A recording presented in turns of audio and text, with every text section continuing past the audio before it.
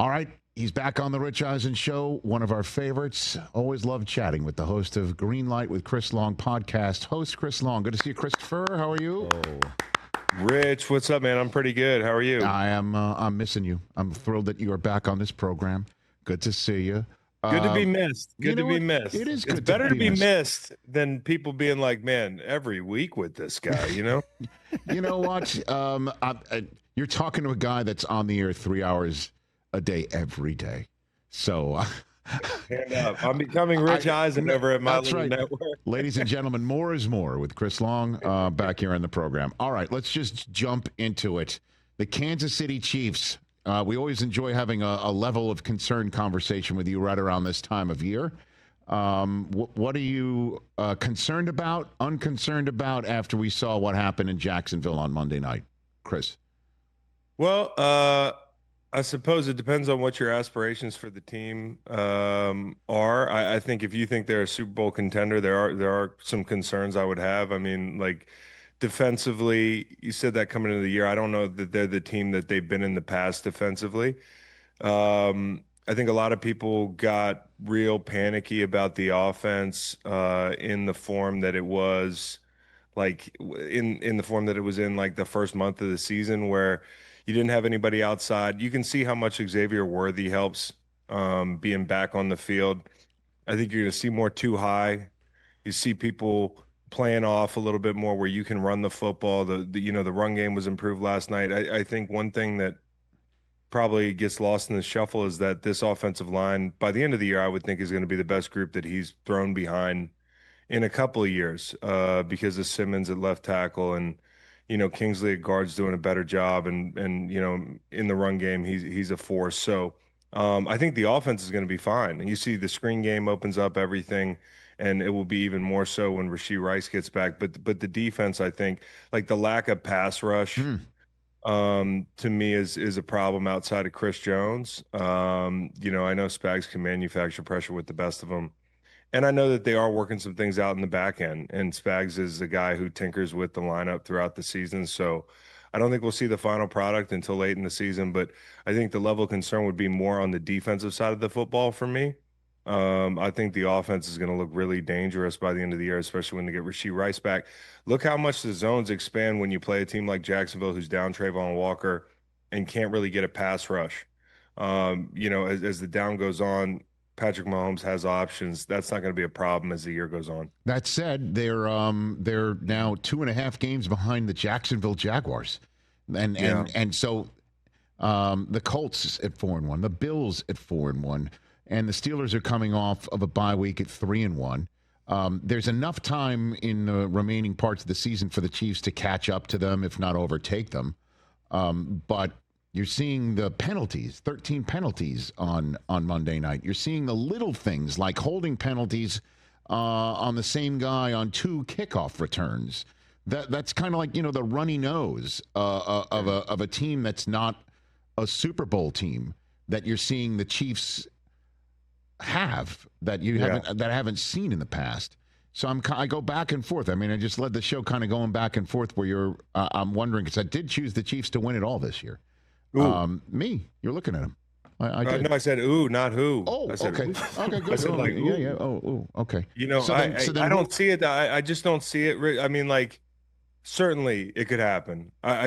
They look like more of a team that has joined the pack, and I don't mean the league at large, but I mean like the elite teams in the NFL. Like this year, the great thing that I guess all the good teams have going for them is the parity. Like I don't see a far and away best team in the league. I just don't see that. I think Detroit, the way that they've steadily just, retooled and improved every week with their reputation, they got to feel like they're in that mix. We can go down the list, but I think the NFC's deep. You talk about the Bucs, you talk about the Eagles, even with their problems, the Packers. I'm sure I'm forgetting teams. The Commanders looked really good the other day. And in the AFC, it feels like the good thing that the Kansas City Chiefs have going for them is there's less teams that are traditional powers playing their best football, like the Ravens being one of those teams that might be 1-5 at the end of this week. That's a big deal. Now you look at the newcomers like the Jags and the Colts, and we'll see if that stuff holds true. I think the Chiefs are. I think the Chiefs are a really good football team that is not immune to making, dumb mistakes, and that's what's gone on at different points over the last couple of years with this team. Like whether it was the drops or the issues up front, pre-snap penalties, and last night it's another thing. And for the love of who, can we stop taking kickoffs out under 30 seconds at the end of a ball game, especially if you have a quarterback that can probably get you 50 yards in 2 plays? We saw it 2 primetime games in a row. It's a pet peeve of mine. I don't know why you take the kickoff out. Only bad things happen. Take the ball to the 20, take a couple shots, and get it over midfield. Chris Long here on the Rich Eisen Show. Is Jacksonville part of the elite now? Could you say that? They're 4-1. I mean, Trevor Lawrence made some great throws, and Devin Lloyd's out of his skull, and headlining a group that is suddenly the king of takeaways on defense. Chris, what do you think? Yeah, I think they're earning their way into that group. It's a pretty small sample size to be like, yeah, that's an elite team in the AFC, but boy, do they look really good early in the season. The thing I love about the defense is how opportunistic they are. You can tell they have a defensive coordinator who empowers them to go try to make plays. And I love the look down there in the red zone. Like I hadn't really seen that look from them this year. I had seen them, mugged up in the low red, but that was a look that I hadn't exactly seen, and they saved it for a big time in the ball game. And Devin Lloyd is like a perfect example of, the ascension of this defense. He was a guy that a lot of people were questioning throughout his young career, like, hey, was he worth the pick? Are we going to re him up? That sort of thing. This is a big year for him. He's going to absolutely get paid. He looks re-energized, and, the perfect guy to make a play on the football last night. He was going to be a guy that had to play well. Backers have to play well when you play Kansas City. And I thought he looked great generally last night, and then making that huge play. Now it was like a James Harrison pick six, kind of like, it was crazy. I don't want to put it on that level, but I thought for sure he was going to run out of gas at some point. Thornton, if you watch him on sideline tape, like he starts at the pylon and almost catches him. That's the effort that you need if you're the Kansas City Chiefs. I think a lot of people are making a big deal out of the Chris Jones thing at the end of the game. That's part of it. Like, when you see things like that happening, you're like, what is this? Are these the Chiefs that we're used to seeing? Like, the effort, the execution, some of the finger pointing. I mean, like, I think what happened at the end of the Chargers game is pretty run of the mill. Like a guy took an inside move and the linebackers yelling at the defensive end. And in that case, it was Chris Jones. But like this stuff is popping up a lot with this Chiefs team. And for Trevor Lawrence, man, I'll admit I haven't been totally sold on Trevor Lawrence. And, I think there's reasonably a lot of evidence of why you might not be sure of the guy. But I thought last night that drive at the end of the game is what you got to do if you want to prove that you're one of those guys. And, the drop in the bucket on the right sideline was gorgeous. The throw to Diami Brown was awesome. And then in the most Trevor Lawrence fashion, like winning the game with his legs, like tripping and falling and getting up. Unbelievable. I mean, it was crazy. So that game was absolutely cinema. And, the Jags look like a good football team. Are they one of the best teams in the league? Let's give it some time. I don't know who the best teams in the league are, really. I named a few earlier, but a lot of those are traditional powerhouses that have proven it before. This team last year was, this team was tied, Rich, with, I think, 2 other teams for the worst record in the NFL since December of 23. So this is a wild turnaround, and it speaks to how much, a good coaching staff can elevate a group, and Liam Cohen's doing a great job with the run game as well, which is something that, Trevor's never had. Chris Long here on the Rich Eisen Show. Before we move on, though, to another subject matter, what do you think of when you see Chris Long essentially take that last play off? It looked like. I have no idea. He could have been gassed. Chris Long would never take that last play. I'm sorry, Chris Jones. I meant Chris Jones. What do you? I wish I was Chris Jones. What does Chris Long think of Chris Jones? A lot has been made of that last play from Chris Jones last night. Yeah, well, at first I wanted to give him the benefit of the doubt, because you wondered if they were trying to let him score. Like, I don't know if that was part of the calculus for that team. We saw, I think, Houston in the Houston-Tampa Bay game. I believe I think the Bucs let the Texans score. I'm like, these games are running together. But you know, once I saw that other guy, like when you see Trevor slipping and falling, they got no timeouts at that point. There's 20 something seconds in the game. Like you got to get on your horse, even if that's the case. So I don't think there's any excuse for it. I'm certainly, don't clip me here and turn me into the anti Chris Jones guy, but like because he's made a million more plays than I ever did. But like you got to make the effort, man. Like I know guys are gassed, but that's just not a great look. Chris Long here on the Rich Eisen Show. Your level of concern for the Philadelphia Eagles at 4-1. You know what it's going to be like in Philadelphia this week, in the short week before the Giants game, coming off that loss to the Broncos. What do you have for relatively high? I mean, like, I guess define concern like it's the same thing. It's the same thing as the Chiefs. You know what the standard is with these teams. Am I shocked here? No, I'm not shocked. I'm not shocked with the Chiefs. I'm not shocked with the Eagles. Like, both teams are defending Super Bowl runs, where the Chiefs were in the big dance and the Eagles won it last year. And, I always talk about like 2018, we started 4-6 after our 2017 season. It's a hard thing to do. I think coming into the season, I had concerns about the offensive line, as crazy as that sounds, not the tackles. But the interior, the health of Cam Jurgens, the health of Landon Dickerson, the replacing of Mekhi Becton, who everybody says, well, he's just a part of the machine. He wasn't anything special. Like we made Mekhi Becton. No, that's not the case. Mekhi Becton's a good football player, and he happened to be playing on a great unit that he made better.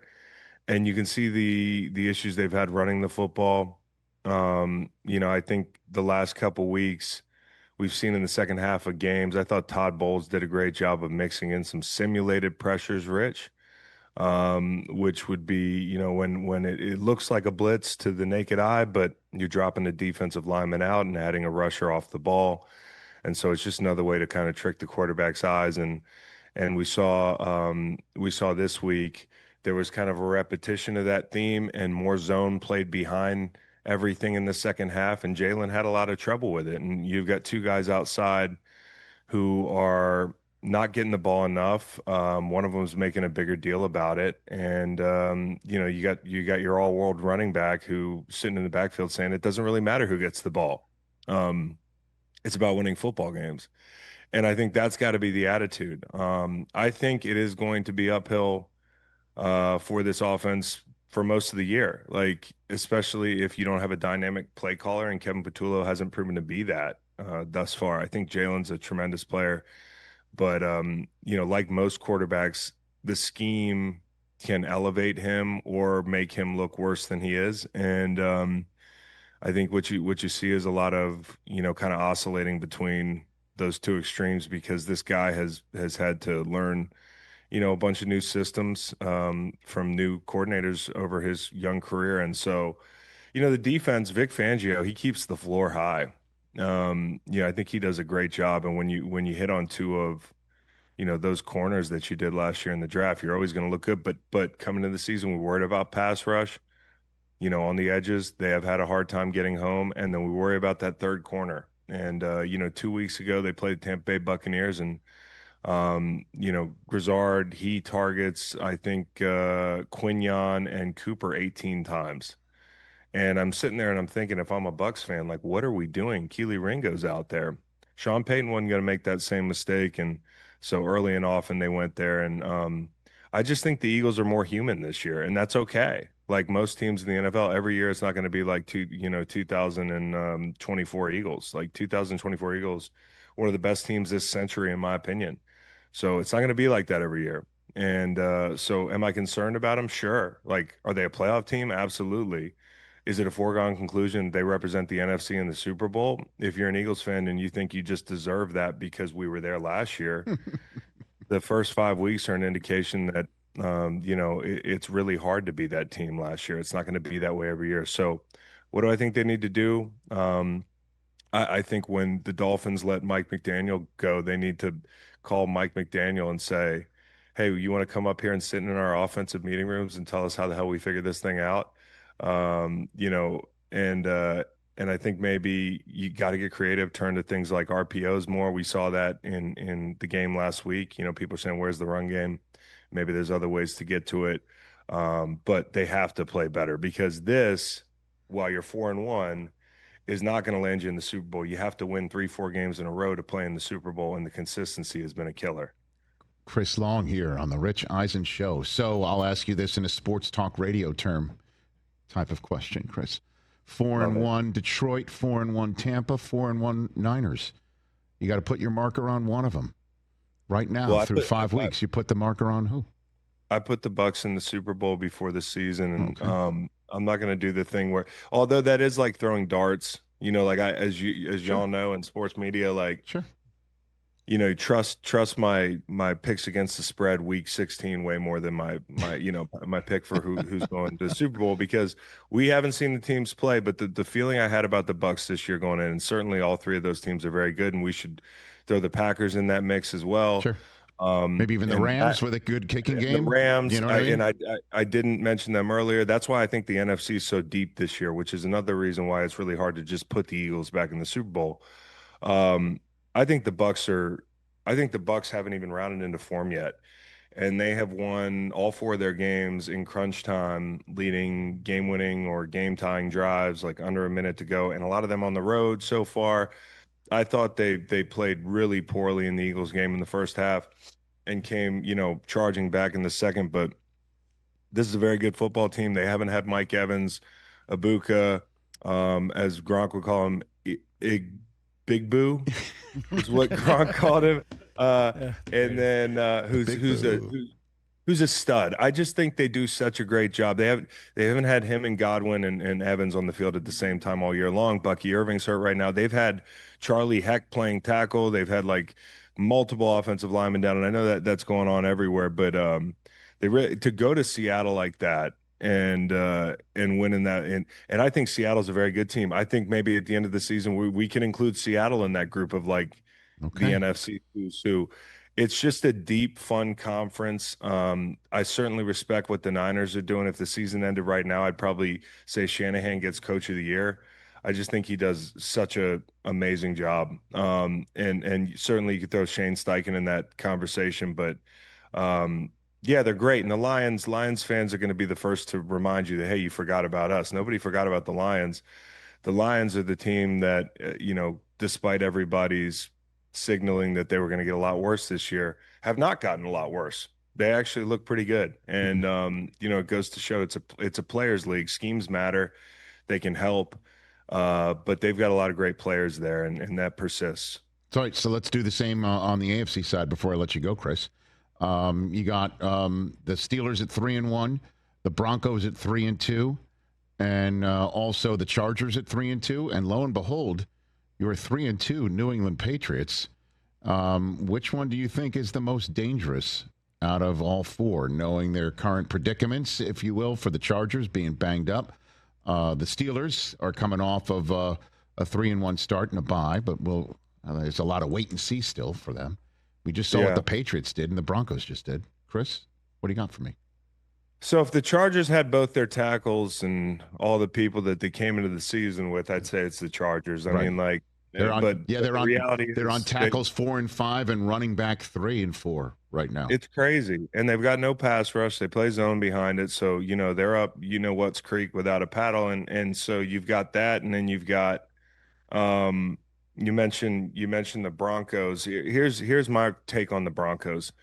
They're such a well-coached football team. Sean Payton does such a great job.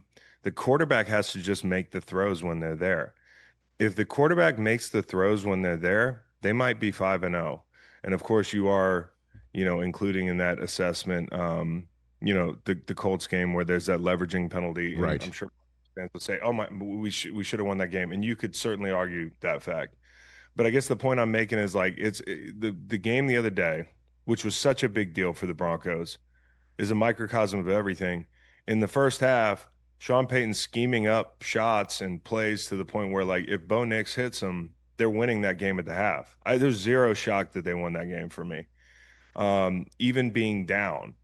Because in the second half, you could see, the Sean Payton effect, the run game, getting the ball on the perimeter, You had an Evan Ingram drive, you had a Cortland Sutton drive, and I just think when you pair that with the defense and being able to go into Philadelphia and beat that team that has a very unique advantage over you, where the tackles can handle the edges.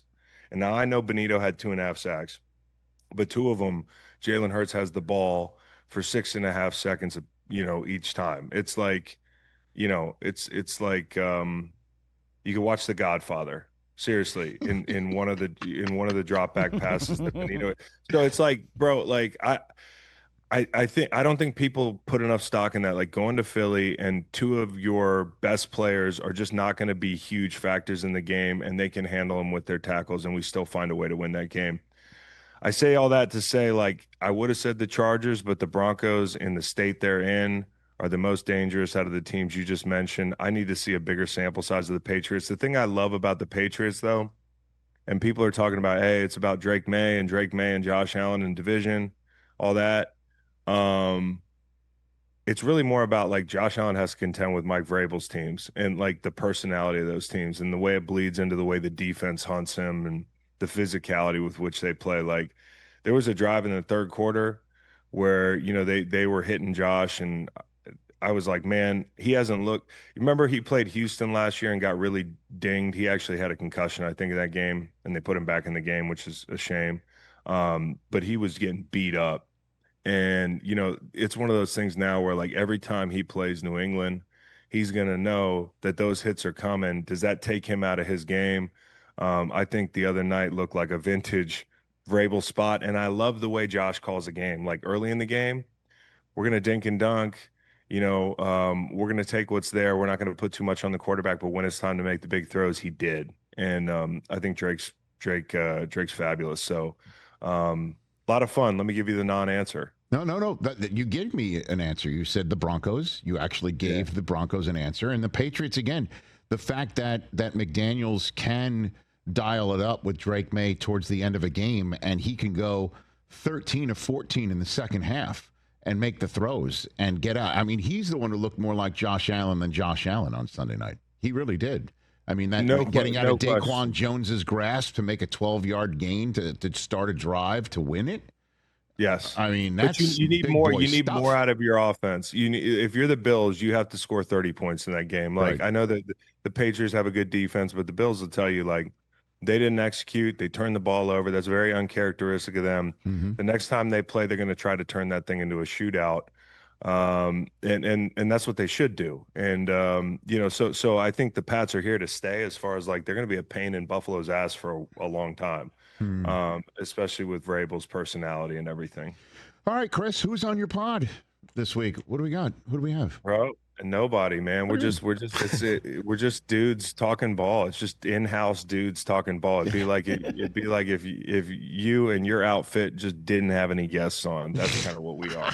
Okay. How's that for I'm always here for you, Chris. If you in case of emergency, just call me. You know what I mean? I'll be there for you. Brother. You know that. I appreciate it. I appreciate it. All right. And by the way, you're right. When Gronk mispronounces a name so bad that Terry Bradshaw is the one to correct him properly, it's bad. A big boo. Big boo. Chris Long, and by the way, I shouldn't talk. I called I called Chris Jones. No, that's the best compliment I ever got. I was like, okay. Oh, that's cool. Okay. Good to see you, Chris. Hey, you made it all the way to the end. Thanks for that. Check us out every single day streaming live on Disney Plus and the ESPN app 12 to 3 Eastern.